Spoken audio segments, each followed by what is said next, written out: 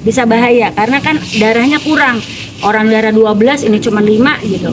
Nah itu akhirnya dokter bilang, saya heran nih Bu, kalau misalkan kayak begini karena ini ibu disebutnya anemia unspecified.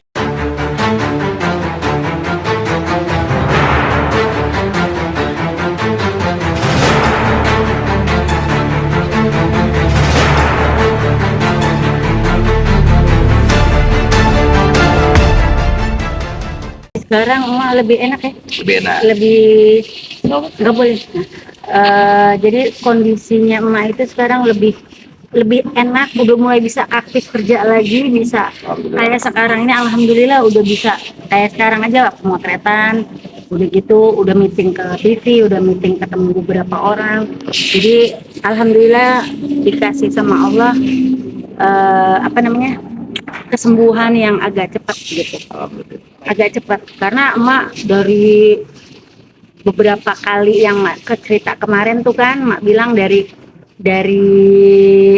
rumah sakit langsung rumah sakit 2 hari di rumah langsung berangkat, harus berangkat ke suatu daerah di sana, ke sana ketemu guru emak, nah di sana diobati gitu. Mak, ngerasain sakitnya itu sejak kapan sih Mak? Udah ada 3 tahun ya mak sakit kayak gitu. Sebenarnya 3 tahun yang lalu itu emak sempet darahnya emak itu 2,8, harusnya kan normal 12, 2,8. Nah itu emak pikir karena gue kecapean, karena gue kelelahan. Cuman akhirnya kemarin itu pas yang kemarin yang emak heran lagi, pas lagi emak sakit asam lambung yang emak rasain, bengkak kan perut tuh emak, bengkak gede gitu perutnya emak.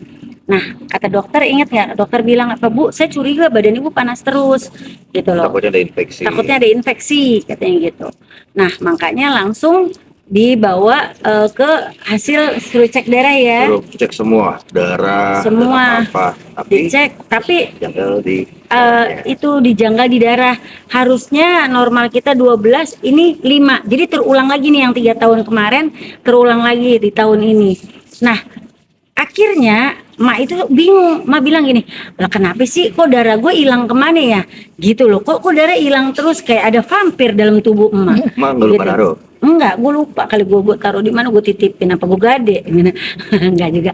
Nah tapi nah, ini udah bisa bercanda loh. Kalau kemarin masih serius gitu, masih bingung mikirinnya kemana aja. Sampai dokter dari spesialis penyakit dalam itu sampai ngomongnya gini, Bu, ibu nggak merasa pusing? Enggak. Ibu nggak merasa badannya kayak melayang? Enggak. Lemes? Enggak. Nggak ada berasa sama sekali. Padahal darahnya emak itu 5. Kalau orang normal ya? Orang normal itu kan 12. 5 itu udah ini ya? Orang udah kelayangan katanya, udah didorong-dorong. Itu emak masih berasa kayak emak tuh sehat aja gitu. Sampai ditawarin kursi dorong Kursi ya? dorong. Mak butuh kursi dorong nggak? Tapi aku ngeliat mak lemes, cuma masih bisa untuk jalan. Emak nggak bisa yang orang bilang, enggak kayak gue nggak sakit, gue sakit apa? Pas tahu darah emak 5, hah darah gue 5 kemana? Akhirnya emak ditransfusi darah. Diharuskan karena bisa gagal organ tubuh. Kalau misalkan kekurangan darah itu kata dokternya bisa berpengaruh penyakit-penyakit yang lain, bisa bahaya karena kan darahnya kurang. Orang darah 12 ini cuma 5 gitu. Nah itu akhirnya dokter bilang, saya heran nih Bu, kalau misalkan kayak begini karena ini ibu disebutnya anemia unspecified. Kalau seperti ini kita harus nyari kejelasannya. Sampai akhirnya maaf banget emak, pupnya emak dites, urinnya emak dites, udah gitu darah semua dites, hasilnya semua fine. Nah dokter heran, akhirnya dokter bilang, Bu maaf ya Bu, saya harus rujuk. Ibu harus rujuk, saya rujuk ke rumah sakit di daerah Fatmawati, gitu, di Jakarta Selatan. Di sana harus ibu periksa semua hematologi dan onkologi.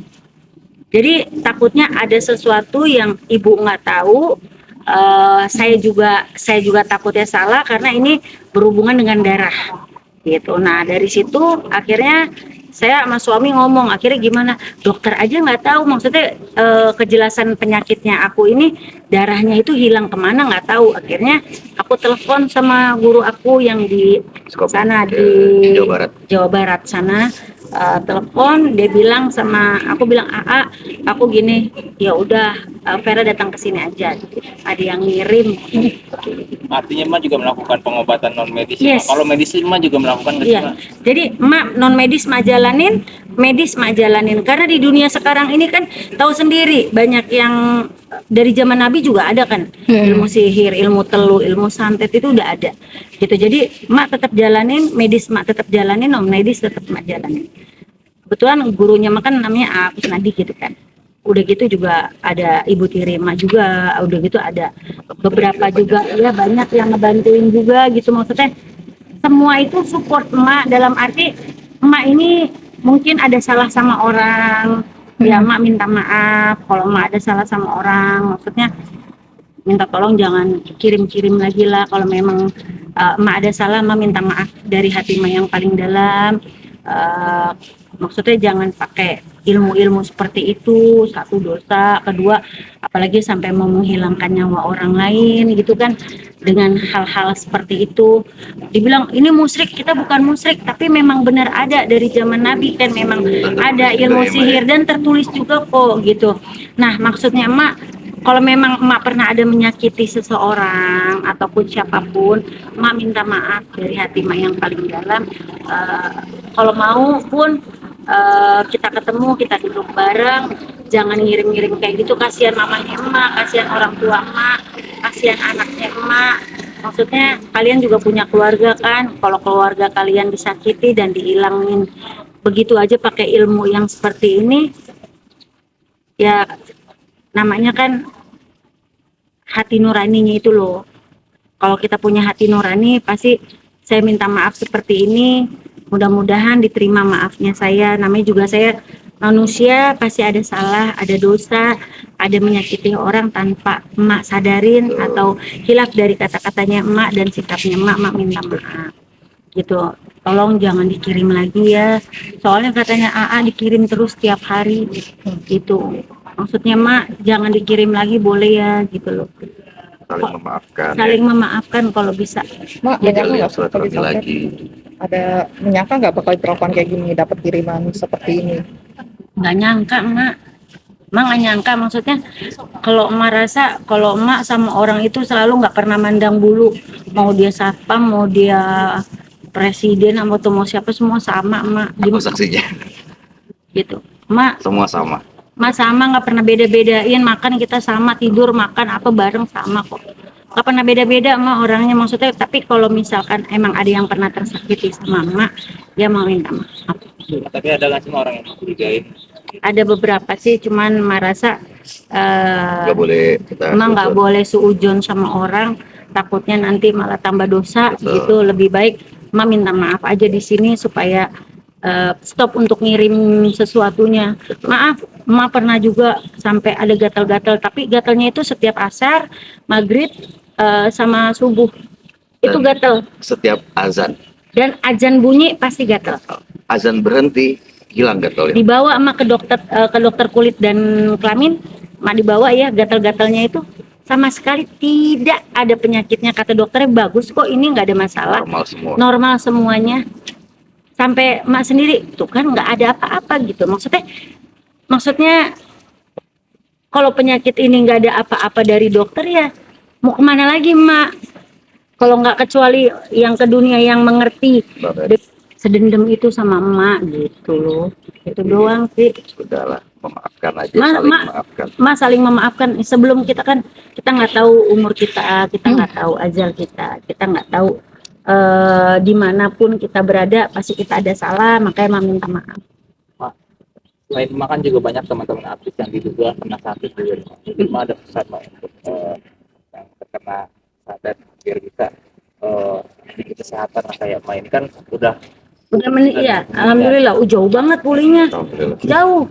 Kalau biasanya nih malam nih udah mau deket maghrib nih, mah udah kayak orang linglung, kayak orang pusing.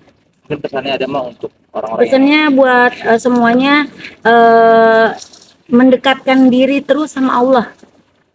Iya, emak sholatnya nggak tinggal. Soalnya sekarang alhamdulillah dari tahajud sampai 5 waktu emak, alhamdulillah emak nggak tinggal.